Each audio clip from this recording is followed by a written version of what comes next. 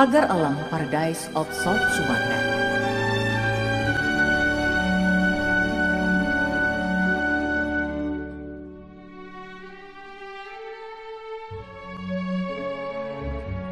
Sumatera Selatan adalah salah satu provinsi yang ada di Indonesia, berada di bagian selatan Pulau Sumatera. Sumatera Selatan dikenal juga dengan sebutan Bumi Sriwijaya. Ibu kotanya adalah Palembang. Secara administratif, Sumatera Selatan terdiri dari 13 kabupaten dan 4 kota. Total keseluruhan Sumatera Selatan terdiri dari 17 kabupaten dan kota. Provinsi Sumatera Selatan beriklim tropis dengan variasi curah hujan. Salah satu kota yang menjadi bagian wilayah Sumatera Selatan adalah Kota Pagar Alam. Kota Pagar Alam berdasarkan Undang-Undang Nomor 8 2001. Sebelumnya Kota Pagar Alam termasuk kota administratif dalam lingkungan Kabupaten Lahat. Kota Pagar Alam memiliki luas kurang lebih 633,66 km persegi. Berjarak sekitar 298 km dari kota Palembang dan 60 km di sebelah barat daya kota Lahat. Pagar Alam memiliki suhu udara yang dingin dan sejuk dengan panorama serta keindahan alam yang luar biasa. Daerah yang terletak di kaki Gunung Dempo ini dengan hamparan kebun teh yang menghijau membawa ketenangan bagi kita saat berkunjung ke kota Pagar Alam. Oleh karena keindahan panoramanya itulah, maka Pagar Alam dikenal dengan sebutan Paradise of South Sumatra dan dikenal juga dengan sebutan surga di atas awan. Pagar Alam selain kaya akan panorama, kaya juga akan peninggalan purba berupa batu-batu megalit.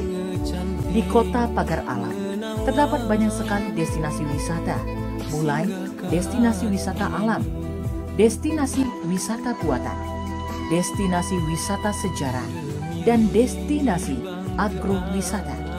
Seperti yang dituturkan oleh Pak Anjas, Kabid Destinasi Wisata, Dinas Pariwisata, Kota Pagar Alam. Apa saja nih Pak Anjas destinasi wisata yang ada di Kota Pagar Alam?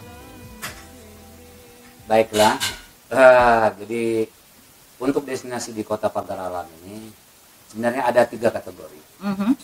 Ada wisata alam, wisata budaya dan sejarah, dan wisata buatan. Wisata buatan. Kalau bicara masalah wisata alam, Pagar Alam tidak akan kalah alamnya dengan daerah lain.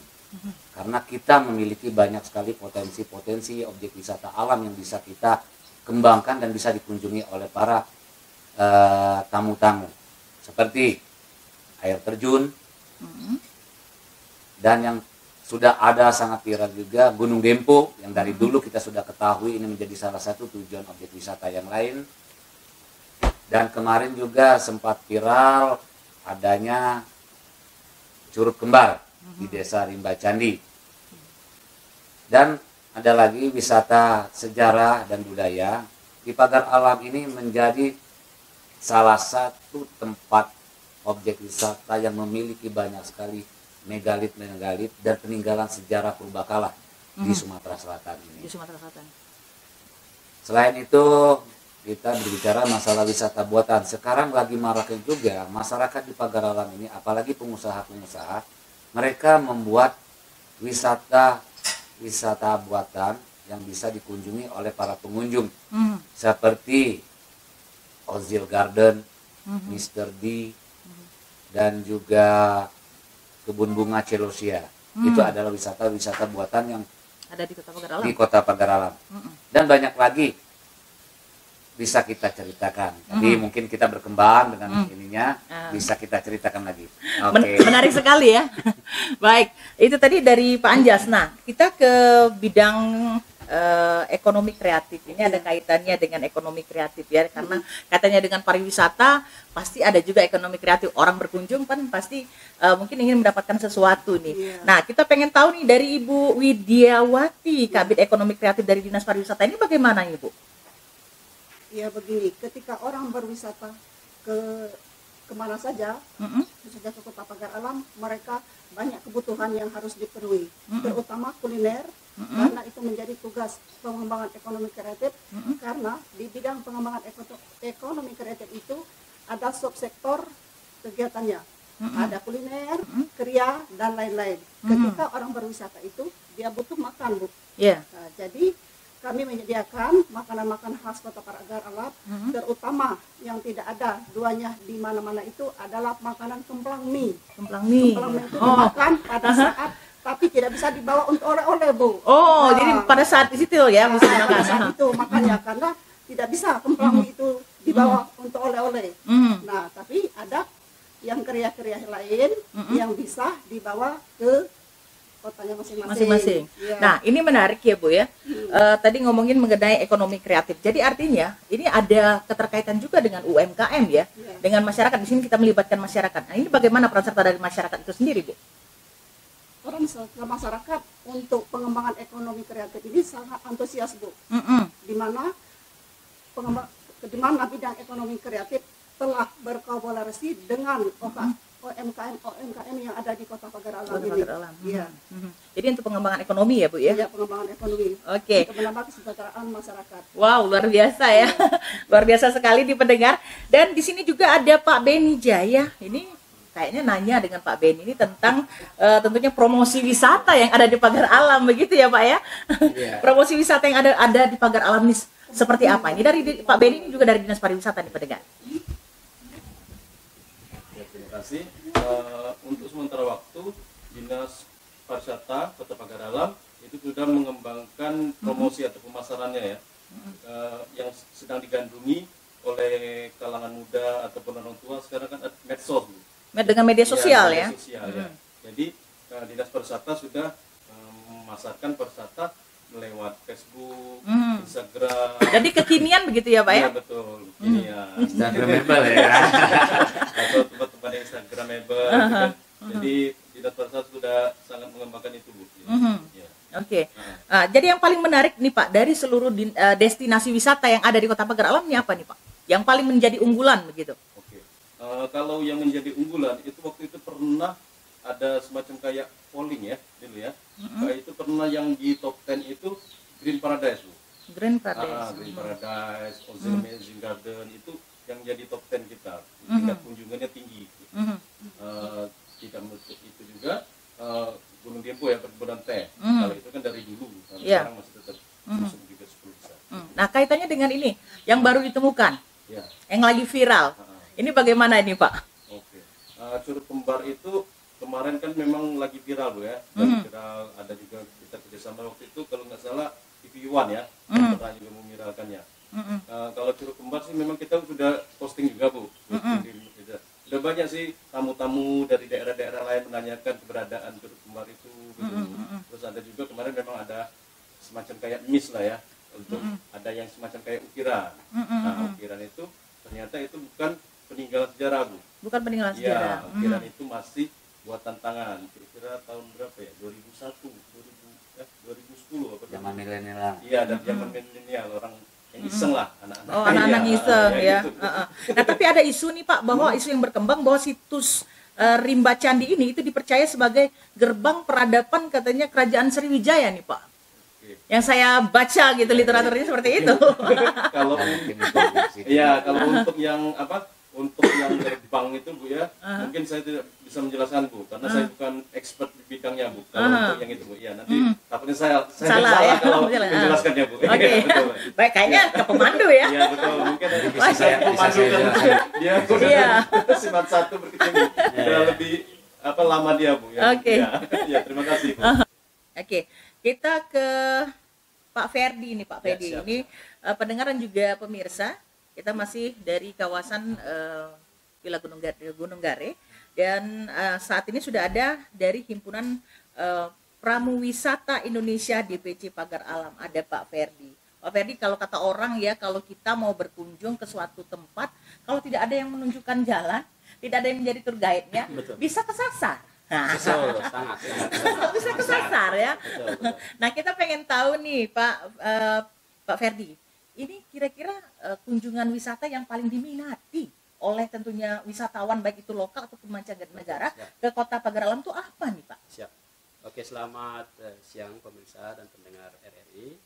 Saya Ferdi sebagai HPI pemandu wisata. Saya berkecimpung di bidang guiding ini kurang lebih hampir 30 tahun. 30 tahun. Bersama Bapak Anjas ya, seperti saya bilang tadi. Ya. Dari tahun 91 itu kita sudah memandu turis mancanegara. Turis mancanegara. Seluruh mancanegara, kita tidak memandu lokal. Pada tahun 91-92. Jadi rata-rata tamu kita itu adalah Eropa Amerika. Eropa dan juga Amerika. Jadi saya pribadi itu pada tahun 91 pernah membawa seorang arkeolog dari Australia. Kita berkunjung ke Rimba Candi selama 2 minggu untuk meneliti batu itu. Nah pada saat itu ada beberapa batu yang pilar seperti Bapak Anjas bilang itu berdiri sekitar 5 meter menjulang ke langit dan saat ini mungkin sudah roboh. Karena pada waktu 2 minggu itu kita habiskan untuk meneliti seluruh batu yang ada di kebun-kebun itu. Jadi kalau yang paling menarik dari wisatawan mancanegara itu adalah yang kaitannya dengan situs-situs purbakala seperti itu ya? Sangat betul. Kalau mancanegara ini pada umumnya mereka ke situs kepurbakalaan dan kebudayaan.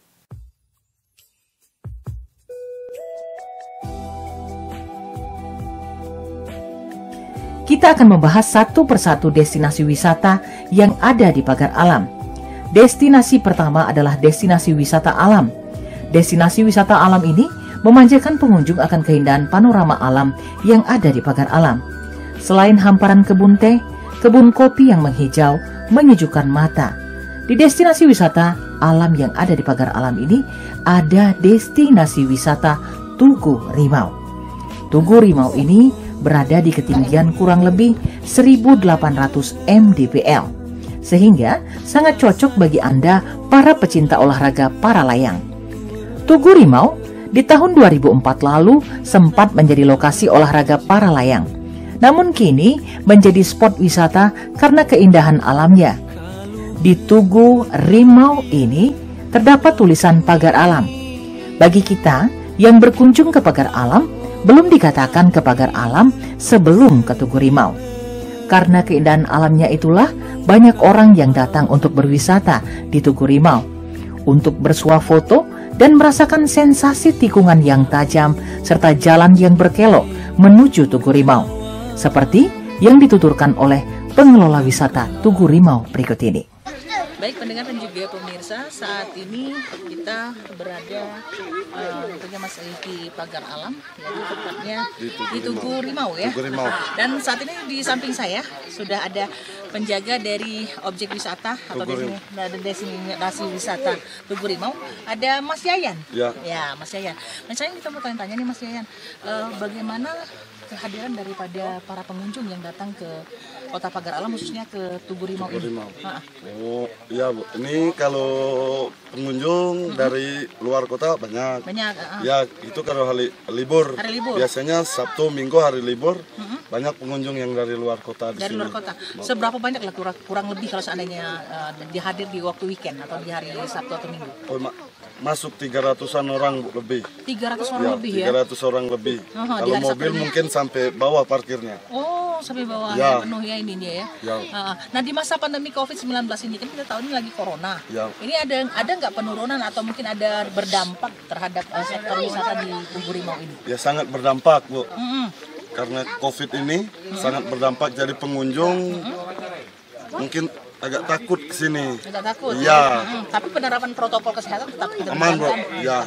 Tetap dijalankan. Oke. Nah, sekarang Mas Yayan, kira-kira apa yang menjadi harapan Mas Yayan tentunya terhadap objek wisata ini, terhadap pemerintah daerah, terhadap objek wisata Tugu Rimau?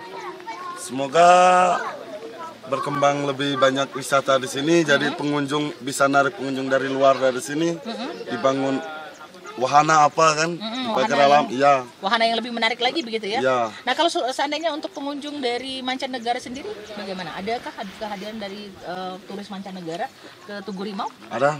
Ada. Itu dari mana? Yang dari Prancis ada, yang dari Belanda ada. Ada guide-nya ya. Ada guide-nya yang sudah ya. Okay. Rombongan HPI. Dari HPI ya. HPI, Bu. Oke, jadi sudah disiap dan konsep ya. Iya. Oke, baik. Mas Yayan, terima kasih ya. Oke. Ya. Selain Tugu Rimau, tim RRI melanjutkan perjalanan menuju keindahan alam lainnya, yaitu destinasi wisata alam Cuhuk Ambon. Cuhup Embun adalah salah satu panorama keindahan alam berupa air terjun yang berada tak terlalu jauh dari Tugu Rimau. Cuhup Embun ini memiliki karakter yang unik. Berada di Desa Pematang Bango yang berada di kaki Gunung Dempo Pagar Alam. Untuk menuju ke lokasi Cuhup Embun ini, pengunjung harus trekking, menurun selama 10 menit dengan berjalan kaki. Namun tak perlu khawatir, meski berjalan dengan cukup perjuangan, semua letih akan terobati dengan melihat keindahan air terjun Cuhup Embun dengan tinggi pancurnya yang mencapai 100 meter. Destinasi wisata alam lainnya adalah air terjun Cuhup Kembar yang berada di Dusun Rimba Candi. Destinasi wisata ini sempat viral selain ditemukan batu-batu megalit yang diprediksi dari zaman Kerajaan Sriwijaya. Ditemukan juga relief atau ukiran berbentuk kubah masjid yang berada di goa kecil di antara Cuhup Kembar ini. Medan untuk menuju air terjun Cuhup Kembar ini akan memacu adrenalin Anda karena lokasinya yang masih sangat asri baru dibuka di awal tahun 2021 inilah. Cuhup Kembar dengan panorama indah berupa air terjun yang berada di posisi berdampingan laksana air terjun yang memang terlihat kembar.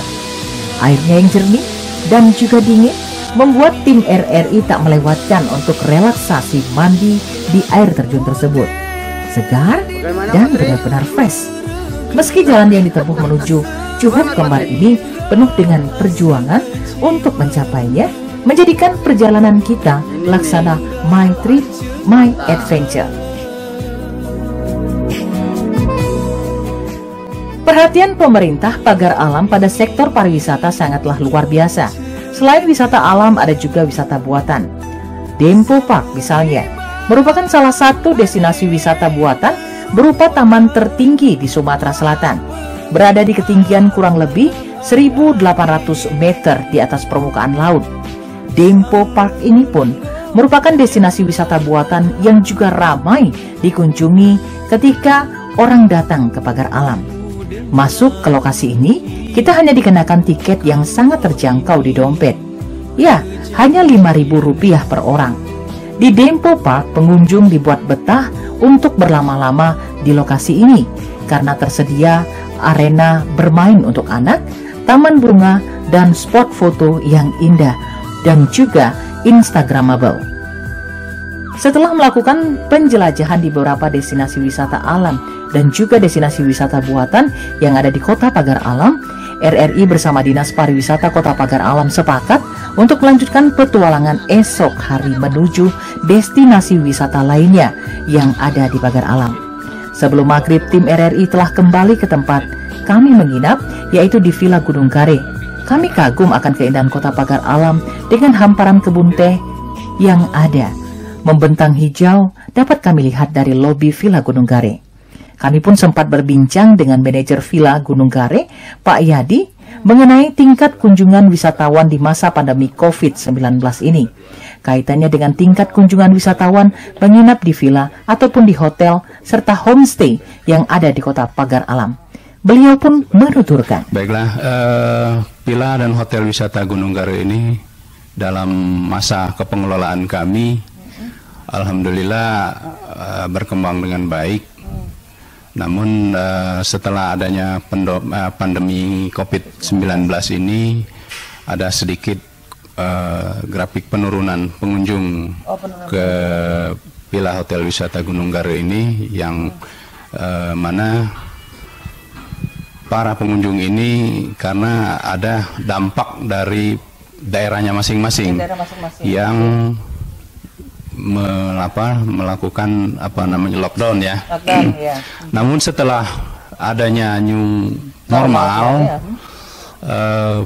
Villa Hotel Wisata Gunung Gare ini maupun kawasan wisata yang ada di Kota Pagar Alam sudah mulai bergeliat kembali, baik itu pariwisatanya maupun ekonomi kreatifnya. Kemudian untuk hotel sendiri, tren okupansinya mulai naik, yang tadinya hampir dibilang 0%, sekarang bisa mencapai kemarin di akhir tahun kemarin sampai 70%, dan saat ini masih berkisar 30 sampai 35%. Oke. Gitu. Baik, Bapak, ini kunjungan wisata dari tentunya para pengunjung itu biasanya kalau datang ke Pagar Alam itu apa nih Pak yang menjadi destinasi wisata unggulan dari pengunjung-pengunjung yang mungkin datang ke villa ini, mereka kunjungannya maunya kemana nih kalau ke Pagar Alam gitu Pak? Ya, baik. Dari segmen market kami memang lebih besar ke weekenders ya. Weekenders ini setiap weekend gitu ya? Ya, hampir setiap weekend kita diramaikan oleh pengunjung-pengunjung yang sifatnya mau liburan, mau ke destinasi wisata. Yang banyak dikunjungi oleh para pengunjung wisata di Kota Pagar Alam ini adalah wisata-wisata alam. Wisata-wisata alam. Ya, karena terus terang anugerah yang diberikan oleh Yang Maha Kuasa untuk Kota Pagar Alam ini, alhamdulillah Kota Pagar Alam bisa menjadi kota wisata di Provinsi Sumatera Selatan. Menjadi kota wisata. Pengunjung-pengunjung yang datang ke Kota Pagar Alam rata-rata mengunjungi tempat-tempat wisata yang wisata alam. Wisata alam ya. Namun beberapa waktu dekat ini ada beberapa memang wisata buatan yang dibuat oleh para pengusaha-pengusaha Kota Pagar Alam yang dikunjungi oleh para pengunjung itu cukup ramai. Namun biasanya sifatnya sementara. Hanya bersifat sementara ya Pak ya. Akan tetapi kita masih tetap mengunggulkan wisata-wisata alam yang ada di Kota Pagar Alam ini. Baik, apa yang menjadi kendala sendiri mungkin dari pengelola hotel ketika tentunya dalam destinasi wisata yang ada nih Pak, dari pengelola hotel nih Pak? Sebetulnya hampir tidak punya kendala. Tidak punya kendala karena Pagar Alam luar biasa ya. Tapi itu kalau yang dikeluhkan oleh para pengunjung itu karena satu jarak tempuh ya, jarak tempuh ya. Dari daerah masing-masing ke Kota Pagar Alam, kemudian adanya tempat-tempat wisata yang baru di daerah-daerah lain, ya seperti daerah tertentu yang sekarang ini katanya jaraknya cukup sekian jam kan, ya, dan tempat wisatanya juga mungkin agak lebih menarik, menjanjikan. Ya akhirnya kemarin-kemarin itu ada sedikit beberapa menurut pengamatan kami ada memang beberapa pasar-pasar kami itu yang berpindah ke daerah-daerah tertentu. Namun kami tetap optimis ya? Kota Pagar Alam masih menjanjikan untuk dikunjungi masih merupakan daerah wisata Sumsel yang unggulan ya? Karena saya sendiri mengagumi ya. Oke, Bapak mungkin ada pesan atau mungkin yang ingin disampaikan dari pemerintah daerah sendiri tentunya untuk destinasi wisata Kota Pagar Alam ini kedepannya seperti apa? Kemudian juga kami pengen tahu nih Pak, tentunya antara pemerintah Kota Pagar Alam sendiri tentunya dengan pengelola hotel ataupun villa itu bagaimana kerjasamanya begitu Pak? Ya. Untuk bisa pengunjung itu bisa datang ke sini. Kemudian baik. Kebetulan kami ini mengelola aset punya pemerintah Kota Pagar Alam. Yang tentunya kami sangat bersinergi atau bekerja sama dengan pemerintah dalam hal ini dalam pengelolaan hotel dan tempat-tempat wisata ya. Harapan kami adalah satu, bahwa pemerintah Kota Pagar Alam maupun pihak-pihak swasta yang menangani daerah-daerah wisata di sini tetap berkreatif, tetap berinovatif gitu kan. Karena memunculkan inovasi baru begitu Pak ya? Ya, karena kedepannya akan banyak persaingan-persaingan di tempat-tempat wisata daerah lain. Kemudian dengan adanya pembangunan di daerah seperti katanya akan ada jalan tol yang dari Palembang ke Bengkulu. Nah, itu merupakan harapan baru untuk Kota Pagar Alam agar dengan tetap jarak tempuh lebih singkat, mungkin lebih lebih nyaman ya, lebih nyaman. Jadi Kota Pagar Alam bisa berbenah diri untuk menarik kembali wisatawan-wisatawan yang berpindah ke daerah lain. Jadi kedepannya akan lebih baik lagi begitu ya Pak ya? Harap kedepannya bisa lebih baik lagi dari sekarang ya. Baik, terima kasih Bapak Suryadi Rustama. Letih seharian terbayar lunas ketika malam hari kami lelap dalam mimpi dengan dinginnya angin malam hari di kota pagar alam. Matahari masih bersembunyi di peraduannya ketika tim RRI telah siap kembali melanjutkan mencari tahu destinasi wisata lainnya yang ada di pagar alam esok harinya. Selanjutnya, sebelum tim RRI dibawa ke destinasi wisata sejarah dan juga agrowisata, kami diajak ke pusat kerajinan yang ada di Kota Pagar Alam, di mana pemerintah Kota Pagar Alam sangatlah peduli dengan UMKM yang ada di Kota Pagar Alam ini. Pemerintah daerah berupaya untuk mendongkrak ekonomi masyarakat dengan memberdayakan UMKM dan berusaha untuk merubah mindset pemikiran warga Pagar Alam untuk tidak hanya menjadi petani teh atau kopi saja, tetapi dapat sedikit mengubah haluan untuk memperbaiki perekonomian dengan memanfaatkan sumber daya alam yang ada. Salah satunya adalah kain batik khas Pagar Alam. Kain batik khas Pagar Alam Non Ayu milik Ibu Olivia. Beliau begitu konsisten dalam mengembangkan usaha batik khas Pagar Alam ini, menjadikannya sebagai jati diri batik khas Pagar Alam, agar dikenal bukan hanya nasional namun hingga ke mancanegara. Berikut penuturan Ibu Olivia mengenai kain batik khas Pagar Alam. Baik pendengar dan juga pemirsa, masih bersama kami dari Kota Pagar Alam, di mana dari awal kita sudah membahas tentang destinasi wisata yang ada di Kota Pagar Alam. Namun tak lengkap rasanya kalau kita berkunjung ke Kota Pagar Alam bukan cuma sekedar menyaksikan destinasi wisatanya, tetapi juga tentunya ada ekonomi kreatif yang menggeliat di Kota Pagar Alam. Dan saat ini duduk di samping saya ada Ibu Olivia, biasa dipanggil Ibu Pipit ya Bu ya, Bu Pipit. Ini adalah salah seorang owner yang merupakan juga pelaku ekonomi kreatif yang ada di Kota Pagar Alam. Oke, Bu Pipit, ini usahanya apa nih Bu Pipit? Terima kasih atas kehadirannya pada pagi hari ini. Kami kedatangan tamu istimewa. Ingin saya ceritakan bahwa usaha kami adalah di bidang batik. Batik ya? Batik. Kalau disebut batik Pagar Alam. Batik Pagar Alam. Iya. Sejarah dari berdirinya batik Pagar Alam, Bu? Sebenarnya begini. Dulu adalah bagian daripada pemerintah Kota Pagar Alam dalam organisasi wanita. Dalam organisasi wanita. Sering melakukan perjalanan keluar kota. Iya. Di daerah-daerah tertentu, seperti Jambi, Bengkulu, mereka punya batik. Punya batik.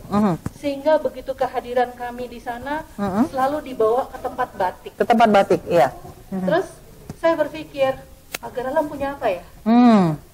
Ini menjadi satu tantangan begitu ya Bu ya, ketika melihat itu ya? Iya, Pagar Alam punya apa ya? Kekayaan budaya di Pagar Alam itu begitu banyak. Tapi bagaimana mengaplikasikannya ke dalam suatu benda atau suatu souvenir, kita harus berpikir panjang. Apa saja sih yang bisa kita lakukan? Apa saja? Nah, dengan tantangan itulah kami mencoba bekerja sama dengan salah satu desainer di Jakarta untuk membantu mengaplikasikan pikiran-pikiran kami ke dalam selembar kain. Gagasannya ya begitu? Gagasannya. Batik Pagar Alam sudah pernah ada, tapi akhirnya lambat laun tidak pernah didengar lagi. Tidak terdengar gaungnya kembali? Betul.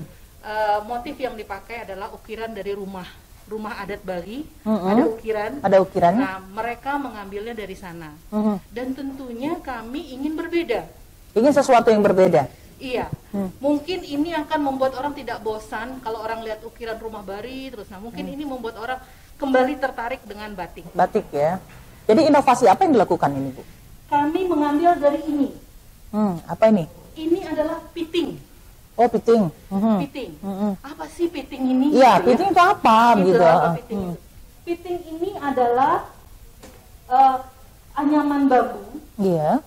Yang dipakai oleh penduduk pagar alam. Iya. Penduduk Ini pagar seperti alam. ini ya contohnya ya. Penduduk pagar alam dalam membawa makanan untuk persedekahan pernikahan. Oh, membawa makanan Dalam untuk persedekahan pernikahan. Contohnya ini. Oh, ada contoh gambar? Ada contoh gambar. Nah ini fungsi kegunaan anyaman piting. Oh, piting anyaman bambu ya? Iya. Untuk ambinan tinggi, yaitu sebuah keranjang nih pemirsa, dan juga tentunya pendengar, berisi hantaran ya? Iya betul. Oh, jadi untuk alas daripada hantaran ya, di atas ya? Ini di atasnya. Begitu kita sudah tiba di rumah yang akan kita bersedekah atau berpesta, ini dijadikan alas. Ini banyak anyaman ini, tapi ini sendiri sudah punah. Sudah tidak ada lagi. Sudah tidak ada lagi. Sudah tidak ada lagi. Jadi kami kebetulan di rumah nenek iya. itu ada. Jadi kita bertanya apa sih fungsinya ini, gitu kan? Betul. Dan inilah yang menjadi dasar pemikiran ya. Pemikiran. Jadi ini pemikiran. Ini namanya sebut simpai, ekor monyet. Oh, ini jadi ada memiliki makna tersendiri dari ini ya? Ini mata punai. Mata punai. Iya, ini mata punai. Maksudnya ekor monyet. Ekor monyet. Oh, ininya bentuk bentuk ininya ya. Untuk anyamannya begitu ya. Ini wajik dan sebagainya dan masih banyak. Oh, ini kayak kue wajik gitu bentuknya.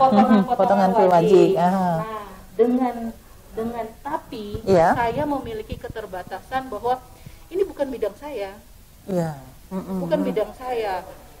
Memahami ya. Saya tidak paham dengan masalah ini gitu.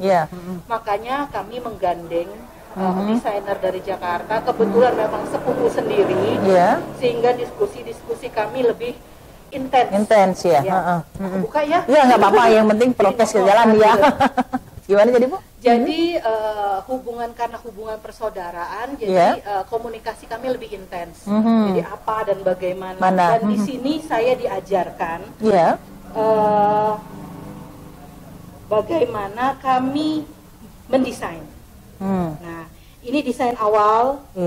Karena mereka punya ilmunya, jadi mereka ambil ke sini. Ini adalah turunannya. Yang kami pakai itu adalah yang ini. Karena ini yang dari awal gitu ya? Dari awal, ini awal. Turunannya begini. Oh. Jadi nanti bisa begini.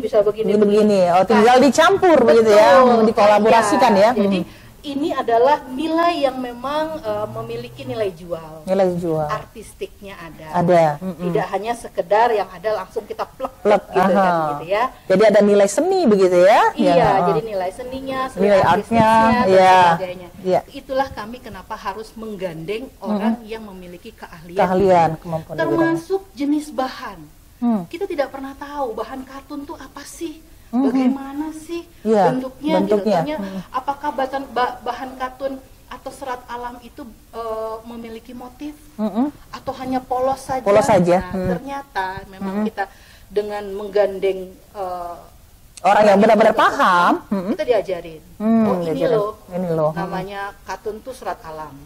Serat alam itu nilainya mahal. Karena dipakainya adem. Dipakai bahannya dipakai dari serat kapas. Serat kapas ya. Kalau misalnya yang nilai grade-nya agak lebih murah, lebih ini namanya serat yang ada nilai plastiknya. Atau karetnya, yang seperti itu. Nah, itu kami belajar di situ. Jadi untuk dari bahan bahan sendiri. Iya. Nah, kalau kita kembali kepada batik, kalau saya lihat ini kan Bu, ada kayaknya bentuk-bentuk ini ya, bentuk-bentuk ini batiknya, motif-motif batiknya, itu kan ada kayak pasangan pengantin. Betul. Itu aneh sekali kalau saya lihat ya gitu. Betul. Jadi pagar alam itu punya seperti saya sampaikan budayanya. Ya, mulai dari pakaian, dari makanan, dari rumah, dari ukiran. Nah, salah satunya adalah pakaian pengantin besemah tua namanya. Oh, pakaian pengantin besemah tua atau besemah agung. Nah, itu saya aplikasikan ke dalam bentuk batik ya. Jika orang memakainya, ini dari pagar alam. Mana sih besemah tua aslinya? Gambarnya seperti apa gitu ya? Gambarnya seperti apa gitu. Supaya teman-teman tahu kok jadinya begitu. Ini. Oh, nih pemirsa dan juga pendengar, ya. Kita saksikan ini adalah pakaian bersama tua ya, Bu ya? Bersama tua atau pakaian pengantin ya. Nah, Ya. bersama tua ini bentuknya yang diaplikasikan ke dalam tentunya selembar kain. selembar kain. Kebetulan modelnya teman saya juga. Gitu ya. Nah, jadi dari ini kita aplikasikan sehingga si pengrajin memahami apa yang harus dilakukan. Karena ini batik cap. Batik cap. Oh, batik cap ya. Bukan batik tulis ya, batik cap diaplikasikan begini. Nah, bagaimana dengan pengantin? Pengantin ya. Nah, sama. Ini aslinya. Oh, ini aslinya. Ya, itu aslinya. Ini yang memang sekarang kita lakukan, saya aplikasikan ke sini. Ini kayak tari penari ya, Bu? Iya, oh, penari kebal. Oh, ini penari kebal. Kenapa ini juga? Ini tari sambut gitu kan di Kota Pagar Alam ya? Karena Pagar Alam sudah mendapatkan pengakuan dari kementerian bahwa tari kebal memang milik Pagar Alam. Tari kebal milik Pagar Alam. Iya, karena asalnya Pagar Alam gitu ya. Kalau kita bicara Besema itu luas. Ini Prabu Muli, Empat Lawang dan sebagainya. Itu semua Besema. Tapi kemiripan-kemiripan itu harus segera diambil oleh masing-masing daerah supaya memiliki ciri khas sendiri. Ya, betul. Begitu. Betul. Nah, ini adalah kami ambil dari tari kebal, tari sambut. Nah, ini yang kami. Nah, selanjutnya, iya. Ini apa lagi nih? Pagar Alam itu kan produksi kopi. Oh, harus ini dong dituangkan juga ternyata. Harus dong. Iya. Kopi, namanya kopi. Nah, ini kembali lagi desainnya dilakukan oleh desainer. Memang mungkin simple ya. Simple, kok begini saja. Tapi pola pemikirannya timbul. Motif ini memang dikarenakan tadi. Karena di sini banyak masyarakat yang merupakan petani kawe katanya. Kopi gitu ya. Iya. Ini adalah bunga kopinya, kemudian ini biji kopinya. Kalau siapa namanya tadi? Saya Cek Gaya boleh. Cek Gaya kalau lagi musim kopi berbunga, coba sekali-sekali ke kebun kopi. Bunganya besar dan wangi sekali. Boleh. Jadi itulah kami diaplikasikan dalam selembar. Jadi segala sumber daya alam yang ada di Kota Pagar Alam itu bisa diaplikasikan di dalam penulisan batik ini. Betul. Nah, sekarang kendala apa, Bu, yang dihadapi tentunya di dalam melakukan tentunya kegiatan ini tadi, Bu? Sebenarnya begini, hampir semua di daerah kebetulan kami juga pasti ada kendala begitu kan? Iya, beberapa daerah tuh kurangnya apresiasi masyarakat. Apresiasi masyarakat itu yang paling utama. Iya. Mereka menganggap bahwa kalau kita lihat di pasar atau di mall, bukan di mall lah ya, di mana itu mereka menganggap batik itu murah. Pemikiran mereka seperti itu. Begitu ketemu di sini kok mahal. Mereka kurang mengetahui bahwa setiap garis ini itu ada memiliki proses ya. Pemikiran yang panjang. Kemudian adanya nilai di dalam itu. Kalau kita bawa misalnya ke Irian atau ke Kalimantan, orang begitu kita lihat ini kita udah tahu ini Pagar Alam. Gitu ya. Jadi menjadi ciri bagi kita di daerah lain begitu ya. Betul. Jadi hanya sebagian kecil masyarakat kita untuk bisa mengapresiasi suatu karya budaya.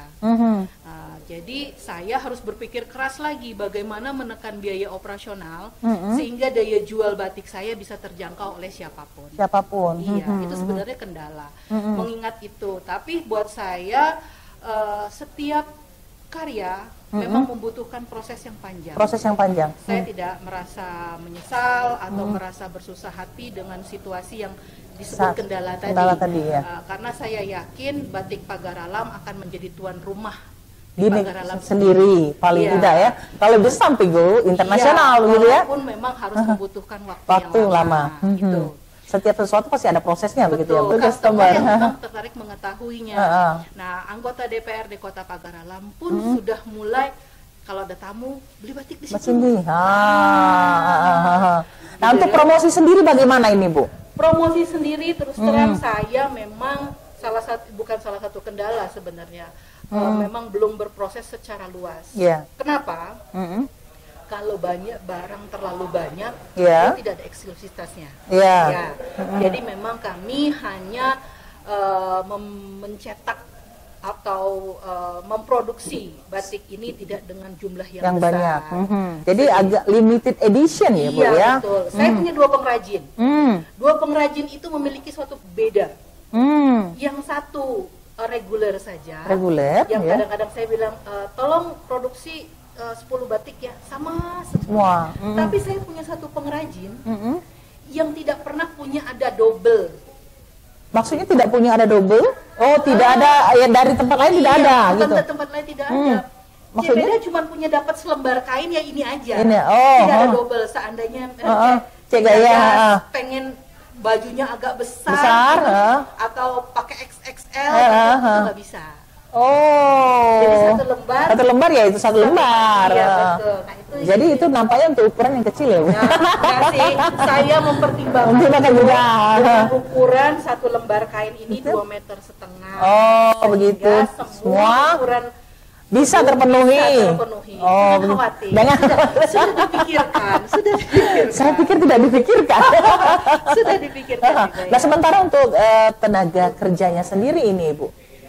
Terus terang, Pagar Alam itu sudah mulai bergeliat dengan perbatikan kembali.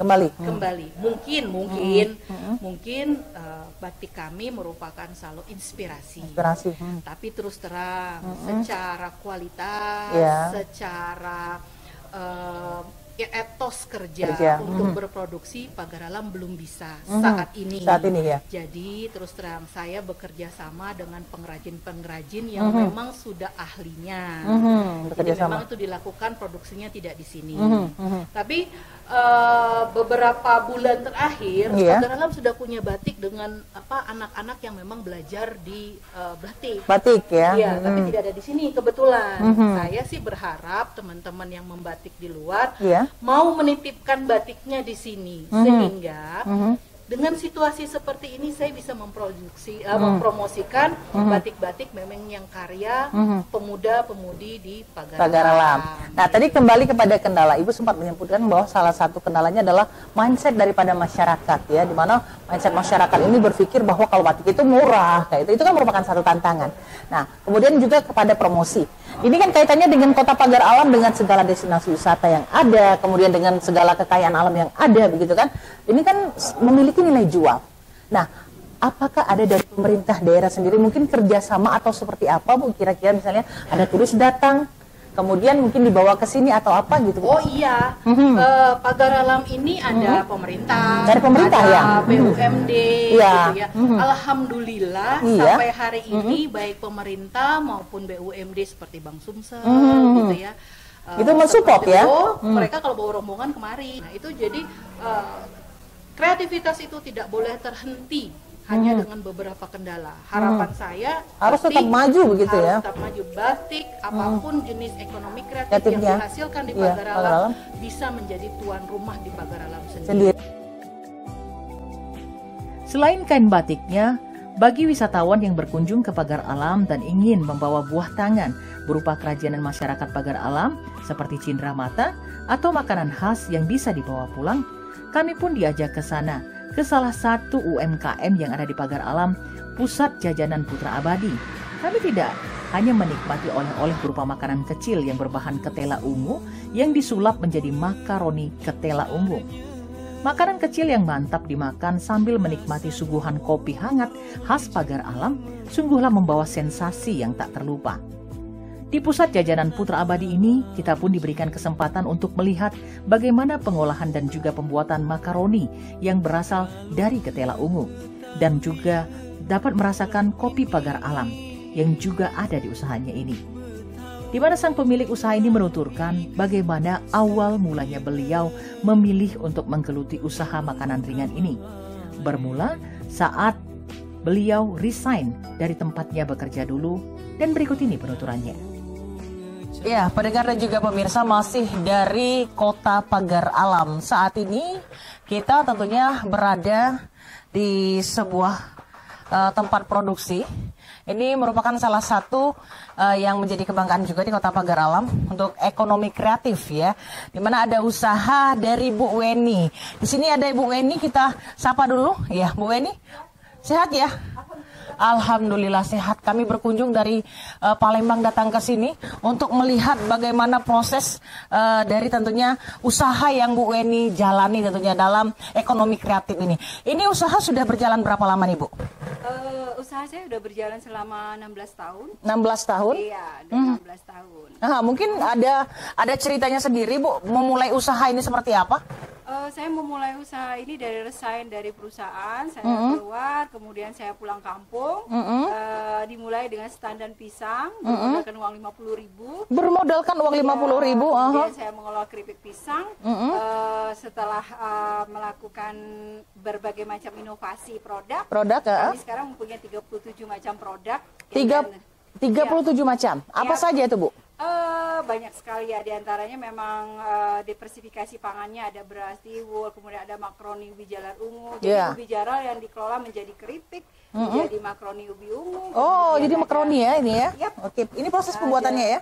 Betul. Terus ada apa lagi? Kemudian ada keripik singkong juga kita bikin dari berbagai varian. Keripik pisangnya juga berbagai varian. Kemudian ada stik dari labu kuning, kemudian dari stik dari bayam, stik dari ikan, nggak bisa disebutin macam-macam. Oke, saya ini tertarik untuk bertanya sama Bu Weni. Ini apa yang membuat Bu Weni itu terinspirasi untuk ternyata membuat usaha seperti ini? Karena berawal dari saya pernah bekerja di perusahaan, kita mengetahui sistem manajemen. Sistem manajemen. Kemudian suatu usaha yang dimulai dari kecil, tapi tetap saya lakukan dengan sistem manajemen. Mulai dari itu saya tertantang bahwa produk dari kekayaan alam Kota Pagar Alam ini sangat mendukung untuk kita berinovasi, kita melakukan produksi-produksi karena sumber daya alamnya yang sangat melimpah sekali. Sumber daya alam yang sangat melimpah sekali ya. Jadi ini prosesnya ya Bu ya? Iya. Ini salah satu proses pembuatan makaroni ini. Bahannya apa nih Bu? Dari ubi jalar ungu. Dari ubi jalar ungu. Iya. Caranya mungkin sepintas bisa dijelaskan? Sepintas ubi jalar ungu kita cuci bersih, kemudian kita kukus, kita buang kulitnya, kita giling, kemudian kita kasih campuran tepung terigu, kemudian ada keju, ada sedikit gula, kemudian telur diadon, kemudian kita cetak menjadi makaroni, lalu kita goreng. Setelah digoreng kita kita spinner supaya tidak mengandung minyak, jadi dia kering. Kering ya. Inovasi tentunya pembuatan makanan ini, apakah resepnya dari inovasi sendiri atau bagaimana? Pasti, karena kan kita mengetahui sistem ATM ya, amati, tiru dan modifikasi. Di berbagai, mungkin di daerah lain ada produk yang sejenis, cuman kita mempunyai sesuatu yang berbeda sendiri, resep sendiri, rasa yang memang kita timbulkan dari ciri khas dari Putra Abadi. Oh, dari Putra Abadi ya. Nah, kalau sampai saat ini dimulai dari tahun berapa nih Bu? Tahun 2006. Dari tahun 2006. Nah, dimulai dari tahun 2006 sampai dengan saat ini, kendala apa yang dihadapi Bu? Kendala kami adalah masalah marketnya ya, pemasaran, kemudian packagingnya packagingnya karena memang kami ini berada di pedesaan, kami otomatis masalah IT-nya atau teknologinya kami masih agak terbelakang, karena kami tidak terjangkau untuk bertanya masalah mesin atau masalah packaging. Setelah menikmati suguhan makaroni ketela ungu dan kopi khas Pagar Alam, tim RRI bersama Dinas Pariwisata kembali melanjutkan perjalanan ke destinasi wisata sejarah Rimba Candi yang berada di Dusun Candi Jaya, Kecamatan Dipo Tengah, Kota Pagar Alam, Sumatera Selatan. Peninggalan prasejarah cukup unik terdapat bebatuan megalit, di mana bebatuan megalit ini sendiri adalah batuan-batuan besar yang digunakan untuk membangun struktur atau monumen, di mana menandakan adanya kehidupan pada zaman dahulu. Situs Rimba Candi ini kental dengan aroma mistisnya. Ketika tim RRI sampai di situs ini, cukup begidik rasanya Pulau Roma. Tapi tak menyurutkan langkah tim RRI untuk menelisik keberadaan situs Rimba Candi ini dan keterkaitannya dengan Kerajaan Sriwijaya, seperti yang dituturkan oleh salah seorang warga. Bapak, apa yang merupakan keunikan dari destinasi wisata Rimba Candi ini Pak? Masih ngina-ngina batu ni lah. Batu-batu peninggalan sejarah? Peninggalan sejarah, uji bilang kawan itu. Peninggalan sejarah. Ini ceritanya dari tahun berapa Pak ini dibuka? Aku ngetahui ada batu ini tahun 1992. Tahun 1992 sudah ada batu. Sudah ada batu. Aha. Kemudian di timbul-timbul ini, itu terus dikunjungi kawan ini. Nah, diteliti, itu apa cuma meneliti ini. Memang dia tidak bercerita. Aha. Peneliti tidak mau bercerita. Iya, tidak bercerita. Cuma katanya ini kerajaan katanya. Iya. Nah, berbicara mengenai kerajaan. Saya juga sempat baca literatur bahwa Rimba Candi ini katanya itu adalah gerbangnya kerajaan Sriwijaya. Ini benar atau tidak nih Pak? Aku belum paham masalah gerbangnya itu. Iya, belum paham. Yang meneliti belum ada cerita ada gerbang di sini. Belum ada cerita gerbang di sini ya. Ini katanya Sriwijaya berkaitan dengan Majapahit yang cerita dengan aku tuh. Cuma itu aja ya. Yang diketahuinya ya Pak ya. Oke. Selain itu, Pak Anjas Kabid Destinasi Wisata Kota Pagar Alam pun menuturkan tentang keberadaan situs Rimba Candi ini. Dinas Pariwisata Kota Pagar Alam ya, saat ini ada Pak Anjas ya, Pak Anjas ya, yang setia menemani kita. Baik, Pak Anjas, bisa diceritakan ini Pak Anjas bahwa Desa Rimba Candi ini sejarahnya seperti apa nih Pak Anjas? Menurut cerita yang kami dapat, sebenarnya Rimba Candi ini dulu seperti Pak Om Dato tadi ceritakan, 1974 itu sudah ada transmigrasi yang masuk di sini. 1974, 75 sudah ada transmigrasi masyarakat dari daerah Jawa, dan juga menurut akses ke sini agak susah. Aksesnya agak susah. Tapi akhirnya setelah berkembang menjadi salah satu desa yang dinamakan Desa Rimba Candi. Jadi dari cerita Desa Rimba Candi itu, menurut orang banyak ditemukan puing-puing reruntuhan, katanya candi. Katanya candi. Tapi yang seperti kita lihat di sini, memang kalau batu-batu ini yang kita lihat seperti batu-batu bangunan yang roboh. Yang roboh, iya, betul. Kalau hanya batu-batu alam biasanya tidak berbentuk.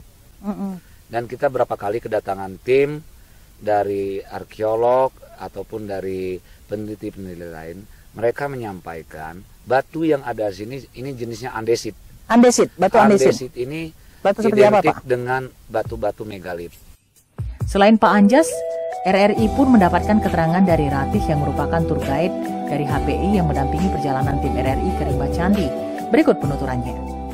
Ratih bisa cerita sedikit tentang tentunya destinasi wisata Rimba Candi ini. Oh ya, jadi kalau menurut kata orang-orang tua zaman dulu nih Cek, jadi bahwa Rimba Candi ini adalah gerbangnya Kerajaan Sriwijaya. Gerbang Kerajaan Sriwijaya? Iya, kalau kata orang zaman dahulu, kalau ilmiahnya kita belum tahu karena belum ada penelitian jelas tentang itu. Dan juga kalau kita mau lihat dari sekilas sejarahnya zaman dulu, ya sebenarnya itu bersama ini sudah ada sejarahnya yang udah dicatatin sama orang Belanda. Cuman katanya catatan itu dibawa pas mereka kalah jajahan, mereka di catatan tersebut dibawa ke Belanda. Nah, yang di sini sudah dibumi hanguskan semua ya. Jadi tidak tersisa begitu ya. Jadi kita agak susah mengulik masalah cerita itu. Jadi paling kita dengar kalau kita ke sini kita tanya sama orang-orang tua di sini. Jadi nanti dia cerita, oh zaman dulu di sini kayak gini gitu. Ceritanya dari dulu kayak gini. Kalau cerita zaman dulu tuh sebenarnya dikatakan fakta, kita nggak bisa ngiyain, kita bilang kalau itu tidak fakta, kita juga tidak bisa mengiyakan karena kita belum tahu pasti. Tapi kadang-kadang ada beberapa yang contohnya yang memang benar-benar kadang ucapan mereka tuh benar. Penelitian dan juga keterkaitan antara situs Rimba Candi dengan Kerajaan Sriwijaya masih perlu dilakukan kajian lebih mendalam.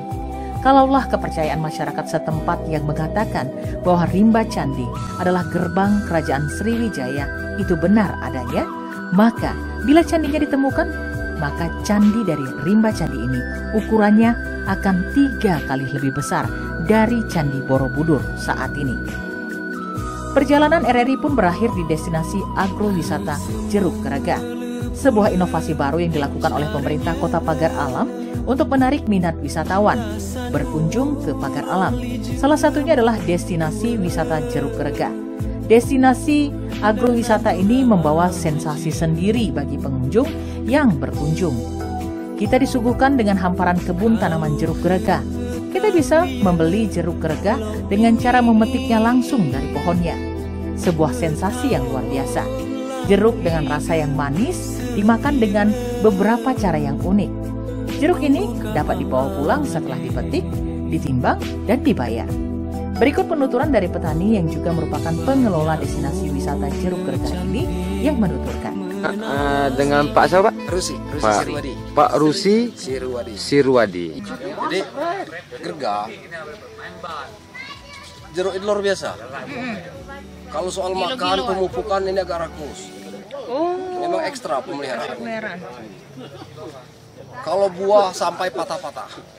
Jadi kalau buah, kalau kami secara umum pada dasarnya digrade-kan buahnya. Jadi buah itu ada 3 grade. Kalau untuk ukuran 4 buah, 1 kilo. 4 buah 1 kilo. Nah, itu A. Bahkan ada yang 3. Nah, 5 itu B. C itu 6. Jadi ada grade-nya. Tentunya juga grade itu pada dasarnya untuk memisahkan harga. Seperti itu.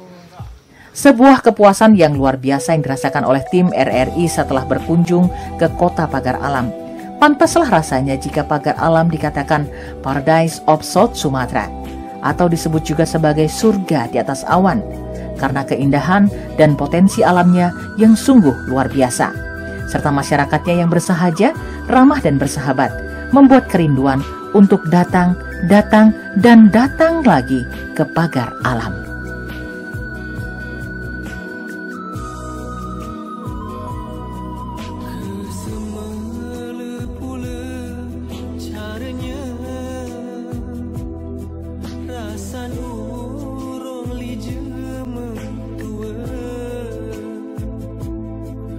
Nanti